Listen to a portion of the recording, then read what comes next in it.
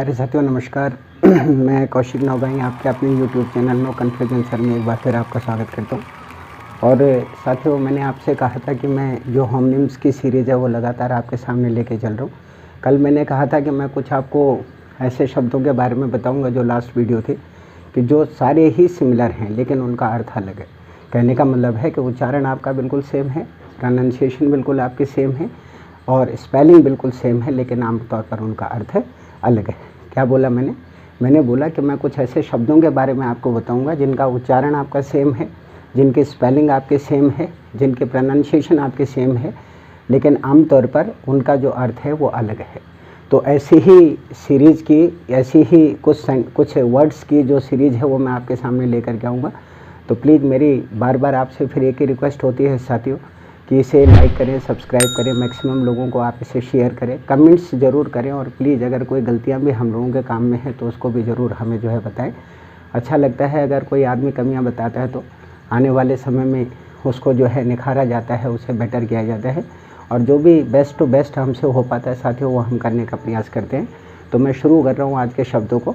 Number first है आपका address, ADDRESS। तो एड्रेस का मतलब एक तो आप जानते हैं पते के लिए बोला जाता है ना, हम जहाँ रहते हैं या जिस स्थान के ऊपर हमारा निवास होता है उसको क्या बोला जाता है, पता बोला जाता है। और सेम एड्रेस है ADDRESS, उसका मतलब है संबोधन। संबोधन का मतलब होता है जब आप किसी सभा में जाते हैं, कहीं पे भाषण देते हैं, कोई स्पीच देते हैं या लोगों को एक जगह इकट्ठे करके और फिर कुछ बोलना शुरू कर देते हैं तो उसको क्या किया जाता है, संबोधन। That is also called address. ठीक है। नंबर दूसरा है आपका बैंड और बैंड। साथियों एक तो BAND बैंड और दूसरा भी BAND बैंड। मैंने कहा था स्पेलिंग सेम होगी, उच्चारण भी सेम होगा लेकिन अर्थ अलग होगा। तो जो BAND बैंड है इसका मतलब बैंड बाजा जो बजता है शादी ब्याह में, अलग अलग प्रकार के जो वाद्य यंत्र होते हैं ना। और एक बैंड आपका वो होता है, उसके बारे में आप लोग अच्छी तरह से जानते हैं, जो एक प्रकार का बंधन है, एक प्रकार का बांधना है। तो आपने फ्रेंडशिप बैंड के बारे में खूब सुना होगा, आप लोग देते भी होंगे एक दूसरे को, तो उसको भी बैंड बोला जाता है, यानी एक प्रकार का बंधन। तो दो बैंड हो गए, एक का मतलब बैंड बाजा जो बजने वाला है और एक बैंड हो गया आपका कौन सा वाला, जो बांधा जाता है हाथों के अंदर, है ना, एक प्रकार का बंधन। उससे नंबर नेक्स्ट है आपका बैट और बैट। एक BAT बैट है, दूसरा भी BAT बैट है। एक बैट का मतलब चमगादड़ होता है, आप जानते हैं एक पक्षी का नाम है जो मोस्टली जो है उल्टा लटका रहता है, पुराने किलों में और दूसरी जगहों पर ज़्यादा पाया जाता है। जो भी आपके इस प्रकार के ओल्ड मोन्यूमेंट्स होते हैं, गुफाएं होती हैं, वहाँ पाया जाता है। तो बैट उसको चमगादड़ को बोला जाता है। और एक BAT बैट, वो आपको मालूम है कि क्या होता है, उस बैट का मतलब होता है आपका बल्ला, जिससे हमारे खिलाड़ी खेलते हैं या हम लोग क्रिकेट खेलते हैं। उससे नंबर नेक्स्ट है आपका मैच, मैच और मैच। MATCH। तो एक मैच का मतलब होता है साथियों मिलाना, एक मैच का मतलब होता है जो माचिस होती है जलाने वाली, और एक मैच का मतलब होता है जो दो टीमों के बीच में होने वाली जो प्रतिस्पर्धा होती है या जो कंपटीशन होता है उसको मैच कहते हैं, है ना। उससे नंबर जो नेक्स्ट वाला है ये है मीन, मीन और मीन।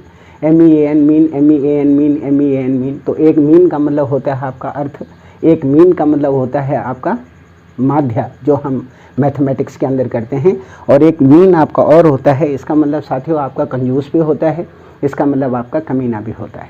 ठीक है। तो तीन मीन हो गए।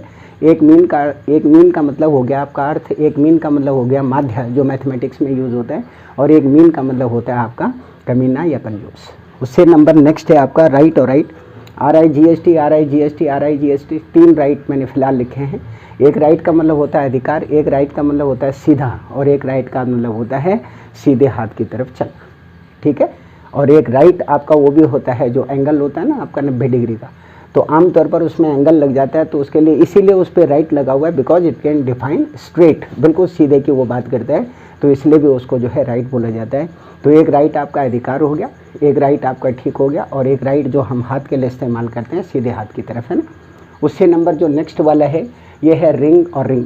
एक RING। तो एक रिंग का मतलब आपका क्या होता है, अंगूठी होता है, और एक जो दूसरा वाला रिंग है इसका मतलब है बजना, जैसे घंटी बजती है या बेल बजती है या घंटियाँ बजती हैं, कुछ भी बजने का जो साउंड होता है that is also called ring. तो दो रिंग हो गए, एक रिंग का मतलब बजना और एक रिंग का मतलब आपका क्या हो गया, अंगूठी। उससे नंबर नेक्स्ट है रोज़ और रोज़। एक ROSC रोज़। तो एक रोज़ का मतलब आपका गुलाब का फूल होता है, और एक रोज़ का मतलब आपका क्या होता है, उठना होता है ना। उससे नंबर नेक्स्ट है आपका स्टाक और स्टाक, STALK।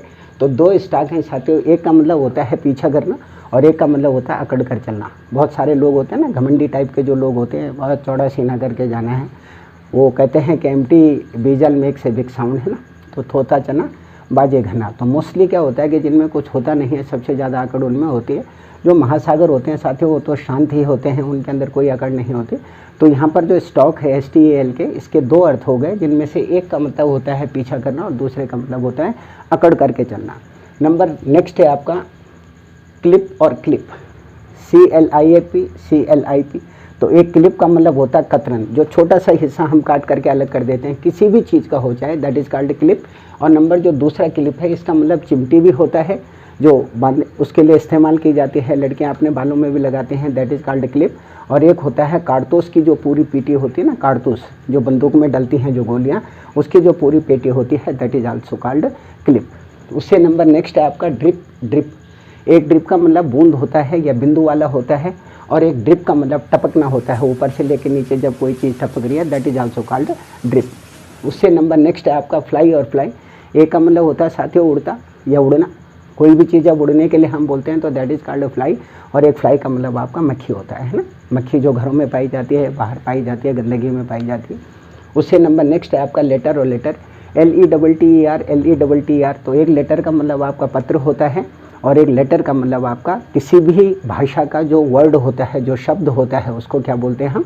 जैसे अंग्रेजी अल्फ़ाबेट का पहला लेटर A है, तो अल्फ़ाबेट के लिए, वर्णमाला के लिए भी हम जिस शब्द का इस्तेमाल करते हैं, that is also called letter. तो दो लेटर हो गए, एक पत्र हो गया और एक शब्द हो गया, है ना। नंबर जो नेक्स्ट है आपका, ये है पाम और पाम, PALM पाम और PLM पाम।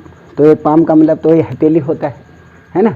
और नंबर दूसरा जो पाम है, इसके बहुत सारे मीनिंग है साथियों। एक तो ताड़ का जो पेड़ होता है उसके लिए भी पाम बोला जाता है, एक आपका जो महत्व है उसके लिए भी पाम बोला जाता है, जीत के लिए भी आपका पाम बोला जाता है, और किसी को रिश्वत अगर हम दे रहे हैं तो उसके लिए भी पाम बोला जाता है।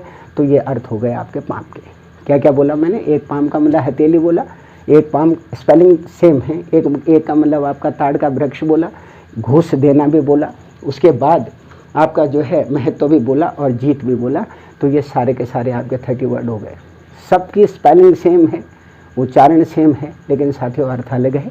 इसी की एक दो और सीरीज मैं आपके सामने लेकर के आऊँगा, ताकि मैं होमनिम्स वाला जो पूरा चैप्टर है हमारा वो कंप्लीट हो सके। और आपसे मेरी फिर बार बार प्रार्थना कि प्लीज़ हमारे ऊपर भी दया कर दीजिए। और एक शायर ने कहा कि करे इश्क में हम तुम्हें क्या बताएं, इश्क में हम तुम्हें क्या बताएं कि किस कदर चोट खाए हुए हैं, और मौत ने हमको मारा है लेकिन ज़िंदगी के सताए हुए हैं। तो साथियों कम से कम आप ये काम मत कीजिए यार, प्लीज़ मैक्सिमम इसे शेयर करें, लाइक करें। और मैं बार बार आपसे यही प्रार्थना करता हूँ कि यार अगर आपको लगता है कि कंटेंट बिल्कुल सिंपल है, बहुत आसानी से आपको समझ आ रहा है, आपके दिल इस बात की जो है गवाही दे रहा है, तो प्लीज़ इसे मैक्सिमम शेयर करें, लाइक करें। और साथियों हमारे लिए एक ऑक्सीजन का काम करें, एक ग्लूकोज का काम करें, ताकि हम लोग जिंदा रह सकें। मैं कौशिक नौगाई इसका नेक्स्ट पार्ट लेके फिर आपके सामने आऊँगा। तब तक स्वस्थ रहिए, आरोग्य रहिए, अपने और अपने परिवार का ध्यान रखिए, ज्ञानी बनिए, महान बनिए, अच्छे काम कीजिए, समाज के लिए कीजिए, देश के लिए कीजिए, परिवार के लिए कीजिए, अपने लिए कीजिए। फिर दोबारा मिलते हैं, नमस्कार।